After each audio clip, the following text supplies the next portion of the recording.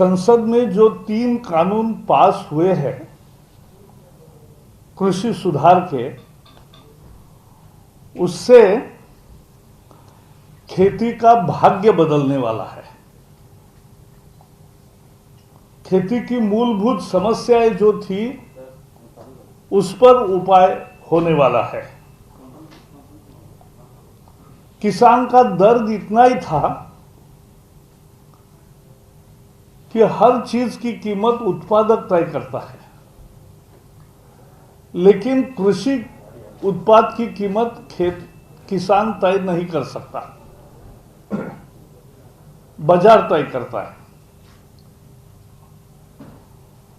तो ये पहली दफा इन बिलों से अधिकार मिलता है कि आप एपीएमसी में बेचें या बाहर बेचें, ये किसान का चॉइस होगा, या अनुबंध करें जिससे भी आपको अधिक पैसा मिलेगा, वो कीमत तय करने का अधिकार अब किसान का मिला है। ये सबसे बड़ा फायदा इन कानूनों का है।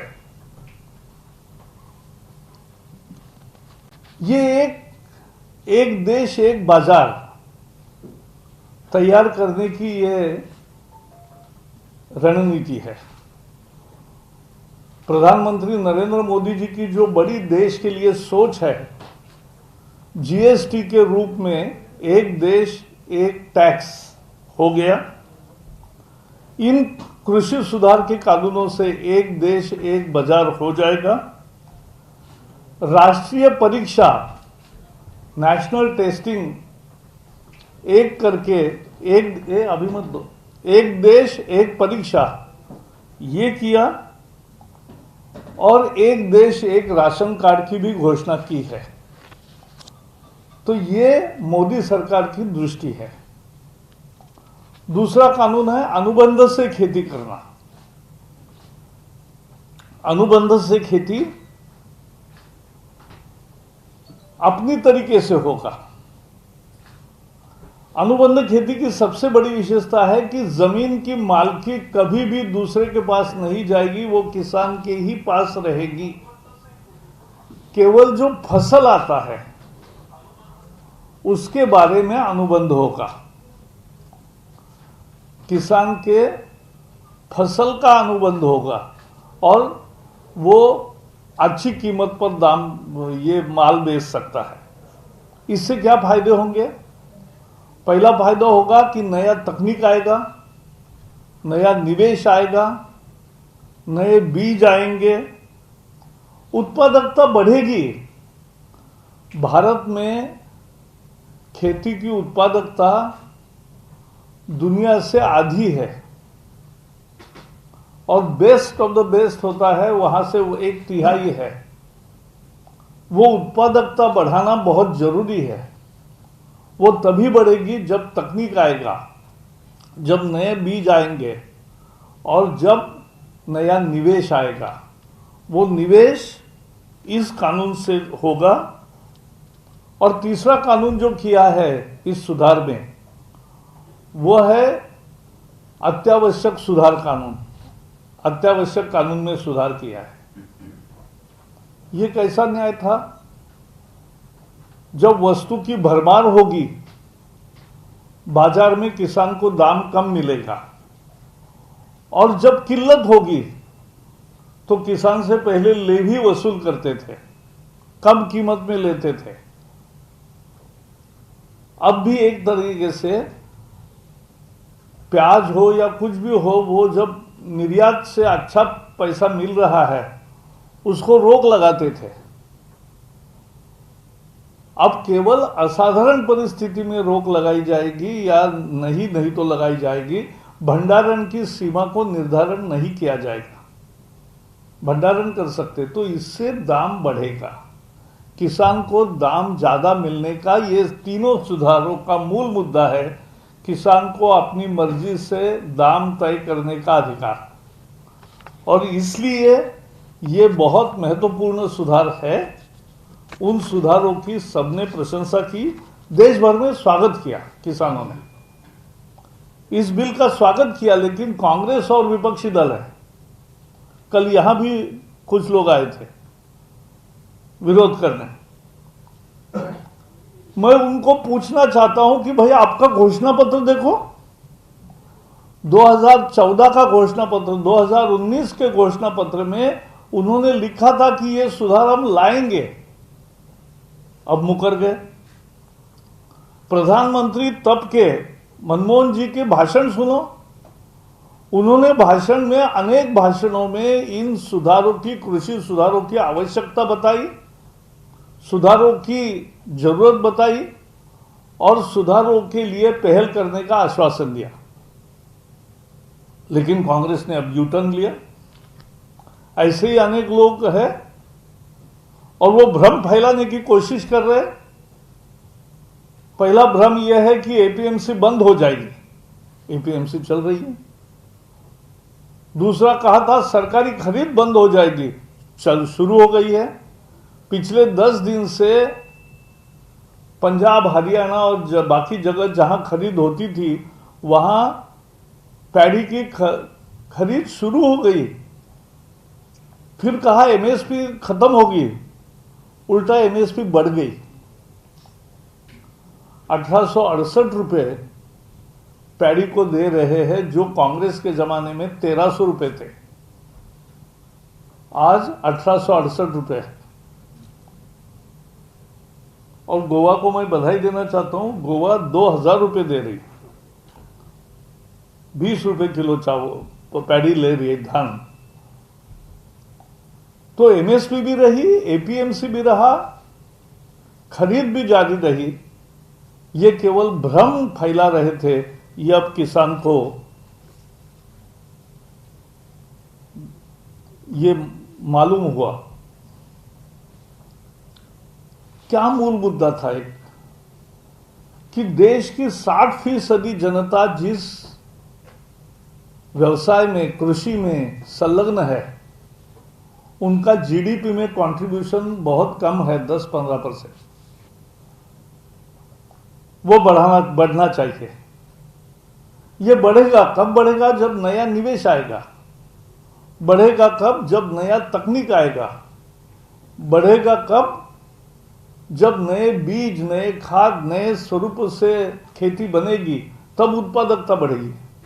उत्पादकता बढ़ेगी तो उत्पादन बढ़ेगा, उत्पादन बढ़ेगा तो ज्यादा कीमत मिलेगी। और इसलिए ये उत्पादन बढ़ाने के लिए है। लेकिन बाकी भी कुछ विपक्षी दल है, उन्होंने किया तो कुछ नहीं, अब सुधारों को रोकना चाहते हैं। राज्यसभा में ये बिल पास होते समय जिस तरह का बर्ताव विपक्षी दलों ने किया, उससे राज्यसभा और देश शर्मसार हो गया है। उपसभापति पर कागज फेंके, किताबें फेंकी, उनको काम में बाधा लाने का प्रयास किया। सदन न चले इसके लिए प्रयास हो रहा था, लेकिन सदन चला और भारी बहुमत से बिल पास हो गए। मैं एक बताना चाहता हूं विपक्षियों को, जरा जाके आईने में देखो, गिरेबान में झांक कर देखो।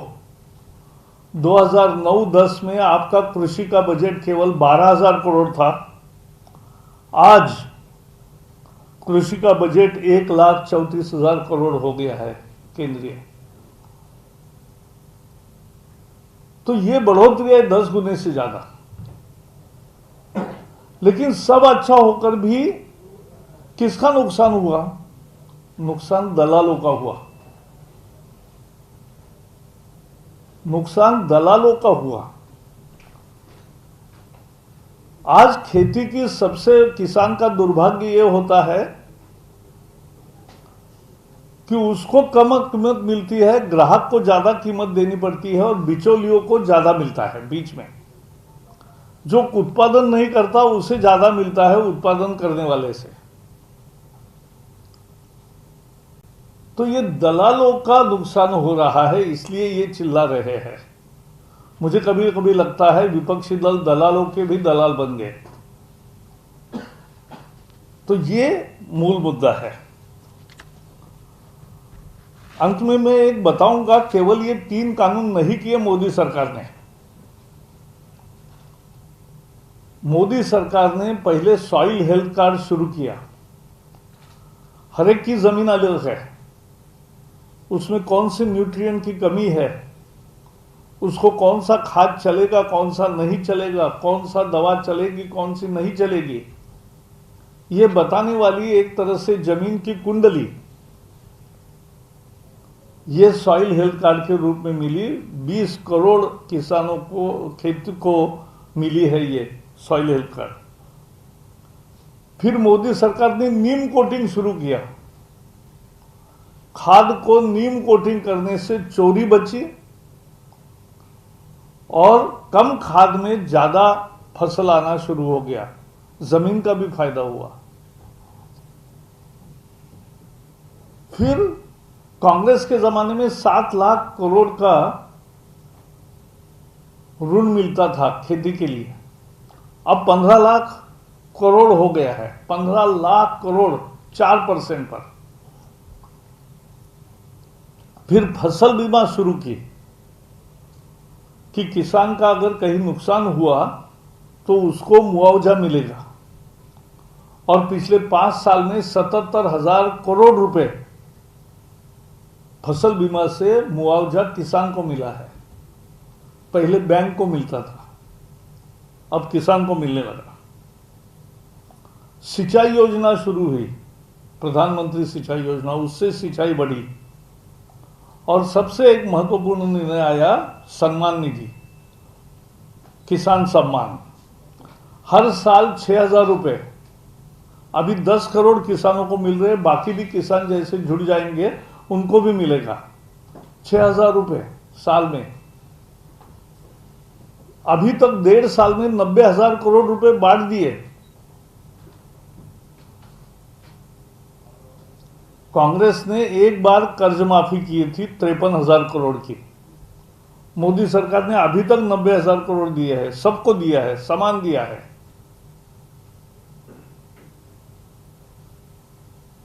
दस साल मिलेंगे, 7 लाख करोड़ रुपए इसकी कीमत होगी। कहां 53,000 करोड़ रुपए और कहां 7 लाख करोड़ रुपए। उसके साथ साथ डेयरी बढ़े, मधुमक्खी पालन बढ़े, हॉर्टिकल्चर बढ़े, फिशरीज बढ़े, इसके लिए भी प्रयास किए। ये सब पहला चरण है खेती सुधार का। दूसरा सुधार है ई मंडी। आपको पता नहीं होगा, 1,000 मंडियां जुड़ गई नेट से, और 1 लाख करोड़ का कारोबार हुआ है ई मंडियों से। एमएसपी, कॉस्ट प्लस 50%, जो फॉर्मूला स्वामीनाथन ने दिया उसका अमल मोदी जी ने किया, कांग्रेस ने नहीं किया। एपीएमसी का सुधार, अनावश्यक बंधनों से मुक्ति, आवश्यक वस्तु नियमन में सुधारना और अनुबंध से खेती की परमिशन। अब 10,000 कृषि उत्पादक संघ, फार्मर्स प्रोड्यूसर्स ऑर्गेनाइजेशंस तैयार होंगे, उसको सरकार मदद करेगी। वो अपना माल कहीं भी बेच सकती है। तो ये किसान रेलवे शुरू हुई, पूरी एयर कंडीशन गाड़ी रहती है, कोल्ड स्टोरेज मूविंग, यहां से वहां सामान ले जाते हैं कृषि उत्पाद, और फ्रेश रहता है। तो ये जो सब सुधार है, ये दूसरे सुधार है जो मूलगामी है और बहुत देर तक परिणाम करेंगे। और इसलिए कृषक को न्याय देने के लिए, कृषक को, किसान को उसका अधिकार देने के लिए, और जो अपना प्रोडक्ट का कीमत तय नहीं कर सकता था, अब अपनी प्रोडक्ट की कीमत वो तय करेगा और उसी को बेचने की आज़ादी उसको मिली है। मुझे लगता है ये सुधार का मतलब है। इसका पूरे किसान वर्ग में स्वागत है और आगे भी दिखेगा। विपक्ष पस्त होंगे, इनकी कुछ नहीं चलेगी, क्योंकि झूठ की आयु बहुत छोटी होती है, सच्चाई की आयु लंबी होती है।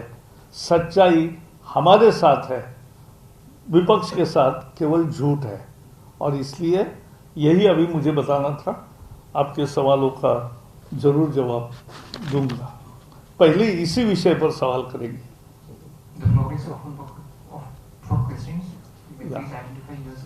या please please. Yesterday you had a meeting with the farmers. There were any objection by the farmers here in Goa? No, किसानों से यहाँ इसलिए नहीं कि गोवा ने बहुत अच्छा काम किया है। जैसे मैंने कहा, देश में 1868 रुपये है, यहाँ 2000 रुपये दाम दिया है।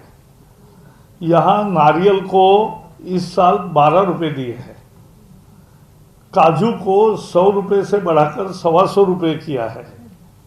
और उससे ज़्यादा फल जो सब्जियां है, सब्जियां भी अच्छी कीमत में खरीदते हैं।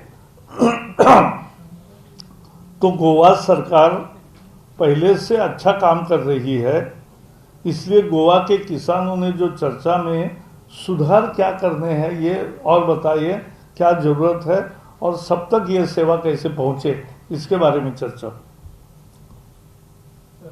जी Sir, I'm Tanzil from Goa Report. Yeah, please. Now, since you said there was no objection or nothing in yesterday's meeting, then what could be the reason for some of the farmers yesterday who was there on the road showing black cards? I will see. I don't know whether they were farmers or not, but more importantly, Congress has declared a national program to oppose these bills. But they were not NCP has declared the program to oppose the bills.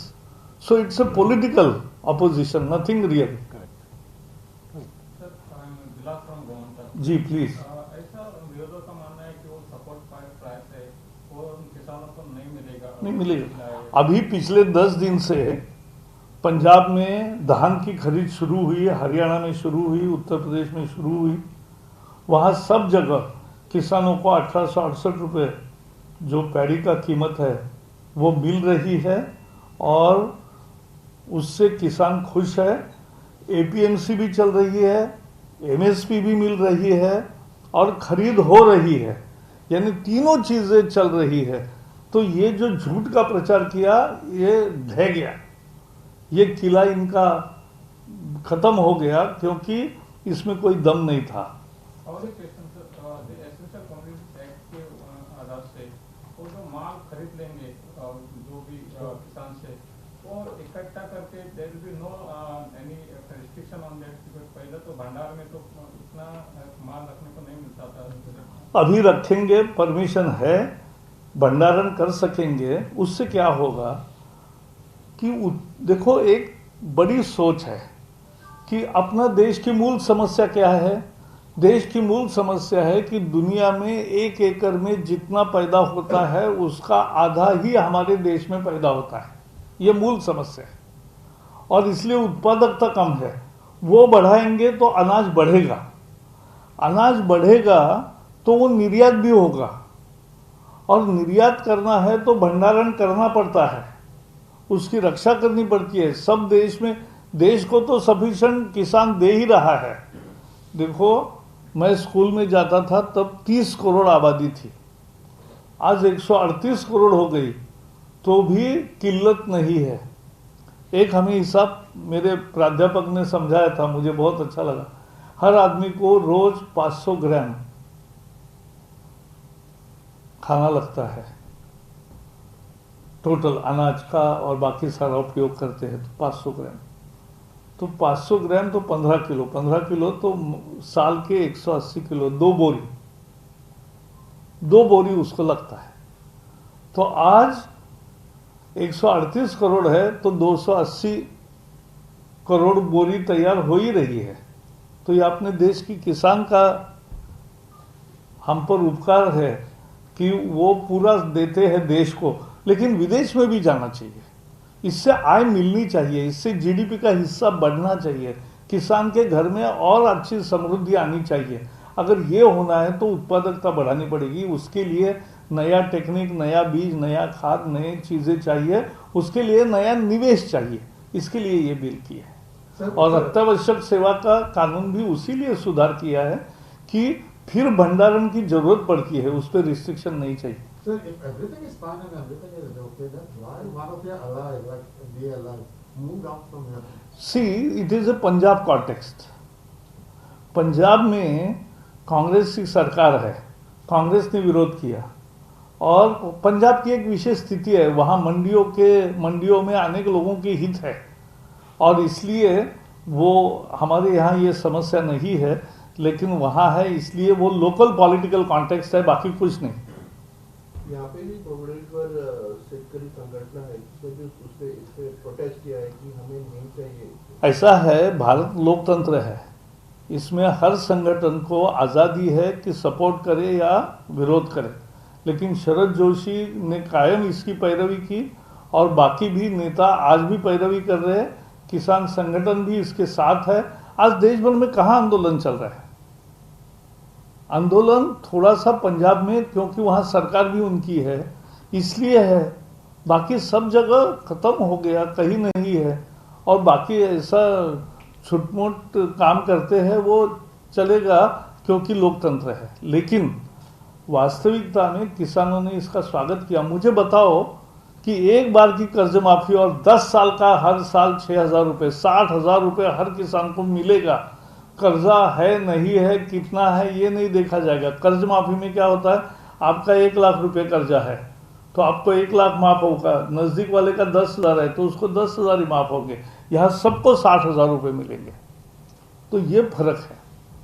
Community से सब थोड़ा चीज निकाला हुआ है, onion potato, क्या onion potato? हाँ, नहीं, वो मैं बता रहा हूँ, पहले भी नहीं थे। जो प्याज ऐसा है, इस सब का ज़्यादा उत्पादन हो और निर्यात भी हो, ये भी एक उसका उद्देश्य है, और देश को भी ज़रूरत है जितनी मिले, और देश के बाहर भी जाए, ज़्यादा पैदा हो और हो, यही कल्पना है। हाँ, बताइए जी, शेख जी बताइए। क्या होता है कि जब